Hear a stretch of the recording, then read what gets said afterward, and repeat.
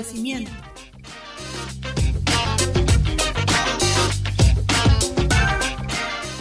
Liderazgo político de las mujeres.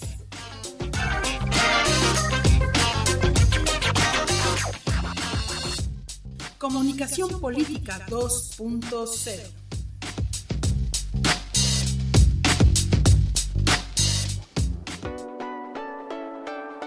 Historias de mujeres. Sus liderazgos, sus prácticas sororarias, sus avances y logros por una vida libre, sin violencia.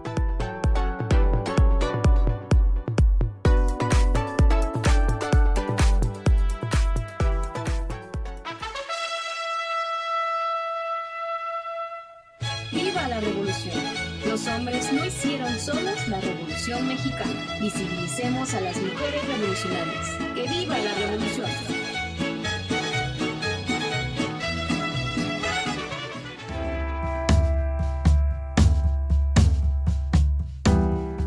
La historia escrita con una visión androcentrista ha masculinizado a los héroes, haciendo invisibles a las heroínas.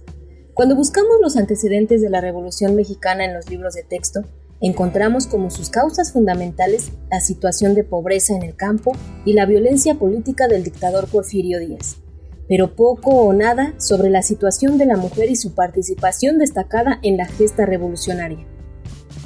Por ello cobra suma importancia la labor de la doctora Guadalupe Rivera Marín, al frente del Instituto Nacional de Estudios Históricos de la Revolución Mexicana, quien fomentó la visibilización de las mujeres en la Revolución Mexicana e impulsó la investigación biográfica de las heroínas revolucionarias.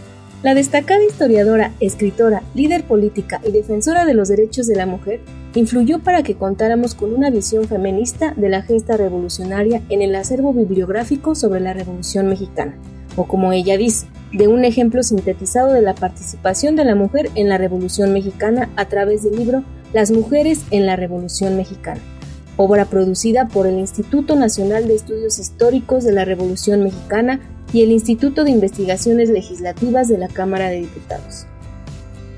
Voy a dar lectura a fragmentos de la presentación que la doctora Rivera Marín hace de este libro que visibiliza a las heroínas de la Revolución Mexicana y que, por supuesto, te invito a leer.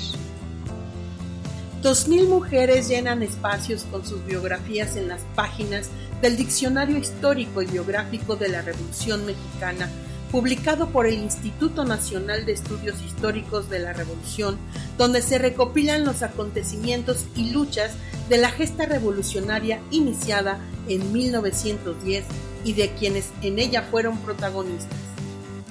La vida y actuación de estas 2000 mujeres, o quizá más de este número, ya de por sí importante, se desarrolló en los ámbitos más variados, en una totalidad comprendida entre los últimos años del siglo XIX, las 2 primeras décadas del siglo XX y aún después.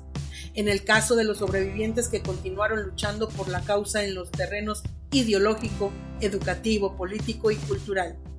Desde 1887 actuaron como revolucionarias y patriotas en forma tal que, sin saberlo, sus vidas quedaron inscritas en la página de la historia. ¡Viva la revolución!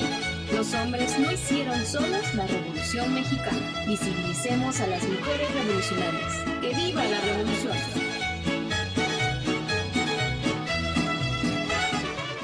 La escritora Lauriana Gricht de Kleinhans, mexicana, nació el 4 de julio de 1846 en Taxco, Guerrero. Fue una visionaria de lo que ocurría años después en el país. Las diferencias sociales existentes la motivaron a hacer pública su protesta al escribir acerca de la demanda del sufragio para la mujer y la igualdad de oportunidades para ambos sexos en Violeta de Anáhuac, primera revista feminista de México, fundada y dirigida por ella hacia 1884. Murió en la Ciudad de México el 22 de septiembre de 1896.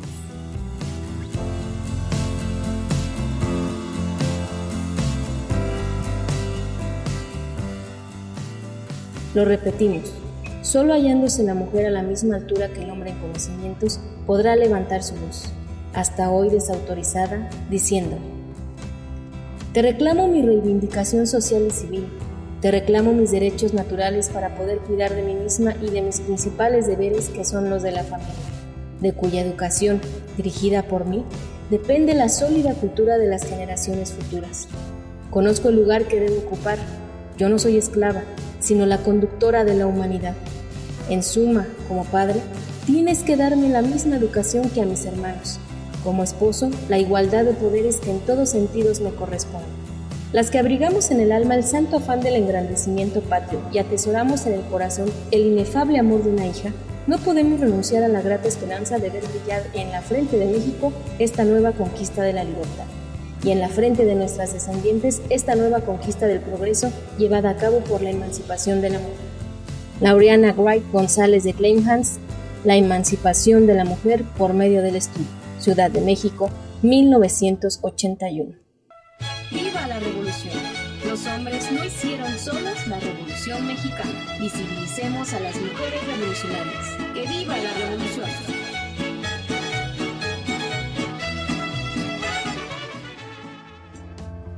La voz de las mujeres mexicanas se dejó de escuchar antes, durante y después de la revolución de 1910-1917. El periodismo y la literatura fueron los primeros medios de expresión utilizados por las mujeres para manifestar sus necesidades y demandas, así como lanzar violentas críticas a la dictadura porfirista. Juana Belén Gutiérrez de Mendoza, fundadora del seminario Vesper. Guadalupe Rojo Muda de Alvarado, directora del periódico Juan Panadero. Emilia Enríquez de Rivera en El Hogar. Julia Sánchez en El Látigo Justiciero. Elisa Acuña y Rossetti en La Guillotina, Excelsior, El Duende, y junto con Juana Belén Gutiérrez de Mendoza escribió en los periódicos Fiat Lux y Vesper. Sara Estela Ramírez en las publicaciones La Corregidora y La Crónica. Andrea Villarreal en La Mujer Moderna y Elodia Campuzano en La Voz de Juárez y El Nigromante. Juana Belén Gutiérrez de Mendoza nació en San Juan del Río Durango el 27 de enero de 1880. Autodidacta, a los 22 años empezó a colaborar en los periódicos más importantes de fines del siglo XIX, El Diario del Hogar y El Hijo del Agüizote.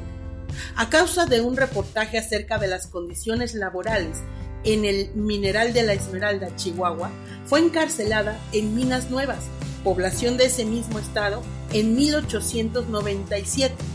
Al salir de prisión en 1899, fundó el Club Liberal Benito Juárez en la misma población. 2 años después, se trasladó a la ciudad de Guanajuato, donde fundó el semanario Vesper. En sus páginas, que redactaba e imprimía, atacaba a la Iglesia y al Estado, por lo que fue denunciada y su prensa decomisada. Ante la perspectiva de ser encerrada en la Alhóndiga de Granaditas, huyó a la Ciudad de México, donde reanudó en 1902 la publicación de Vesper y sus ataques al presidente Porfirio Díaz. Se afilió al Club Liberal Ponciano Arriaga y en 1903 nuevamente fue aprehendida y recluida en la cárcel de Belén. Juana Belén Gutiérrez de Mendoza criticaba severamente a Porfirio Díaz en el semanario Vesper, escribiendo de esta manera: el general Díaz lo sacrifica todo a la ambición de reinar. El tesoro nacional se derrocha en canonjías para asegurar lacayos mediante un buen salario. El presidente necesita prestigio en el extranjero y se lo procura como los fanfarrones de barrio, derrochando en superfluidades lo que no tienen para cubrir necesidades. Paso, señor general Díaz, paso. Apártese usted. Retírese de un puesto que reclamamos para un hombre honrado, para un patriota sincero, para un gobernante digno cuya moral nos permita luchar por nuestros ideales a la sombra del derecho y no a la sombra de las Bartolinas, como hoy, señor general. Retírese usted. A la maestra y periodista Elisa Acuña y Rossetti, compañera de cárcel en donde ambas fueron recluidas por sus críticas al porfiriato, Juana Belén le confiaba el dolor que le ocasionaba el cierre del periódico por la dictadura, al tiempo que ella ya pensaba en el nombre de otro periódico, Fiat Lux, el cual editarían juntas luego de salir de prisión.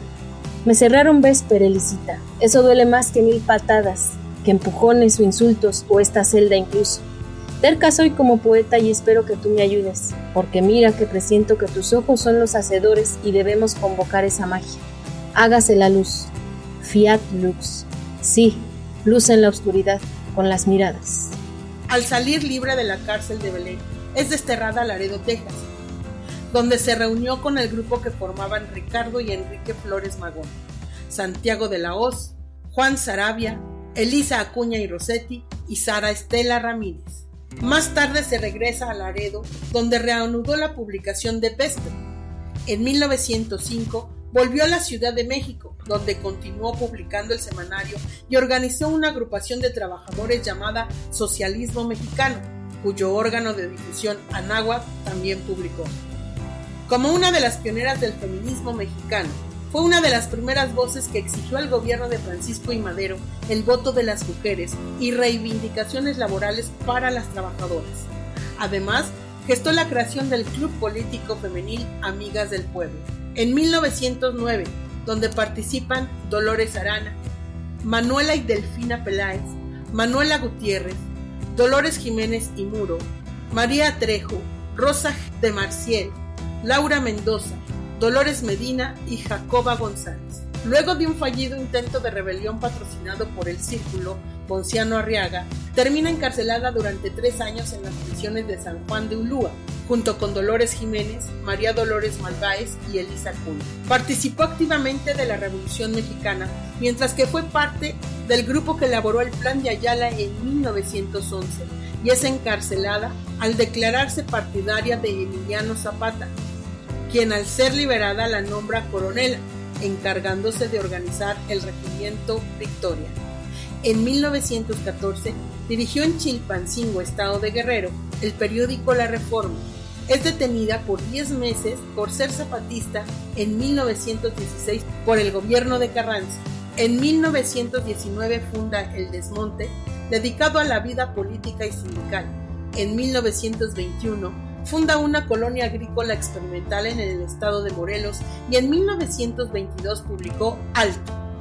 Perteneció al grupo de mujeres e intelectuales que fundaron varias organizaciones feministas en su país, entre ellas el Consejo Nacional para las Mujeres durante el mes de octubre de 1919 junto a Elena Torres, Evelyn Telroy, Tuber de Haberman, María del Refugio García y Estela Carrasco.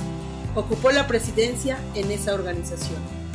Además, participó del Frente Único Pro Derechos de la Mujer, donde destacaría como una de sus activistas más influyentes.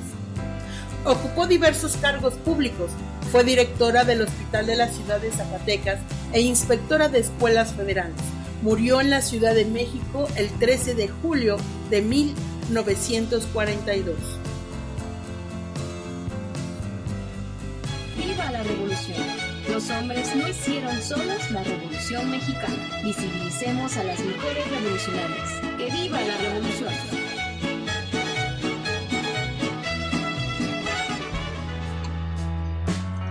Visibilicemos a las mujeres revolucionarias. Escribe en tu buscador Mujeres en la Revolución Mexicana 1884-1920 y haz clic en la página de la Cámara de Diputados o en la del Instituto Nacional de Estudios Históricos de la Revolución Mexicana y listo. Baja la versión PDF del libro, es gratuita. Mujeres, esta cápsula tiene como fin visibilizar a las mujeres líderes en la Revolución Mexicana, su pensamiento, sus acciones, para fortalecer tu liderazgo político, porque como dijera Octavio Paz, despertar a la historia significa adquirir conciencia de nuestra singularidad. Agrégate al Facebook de Voz de Mujer y escríbenos tu opinión sobre el contenido de la cápsula. Por vía de mientras, ¡que viva la revolución!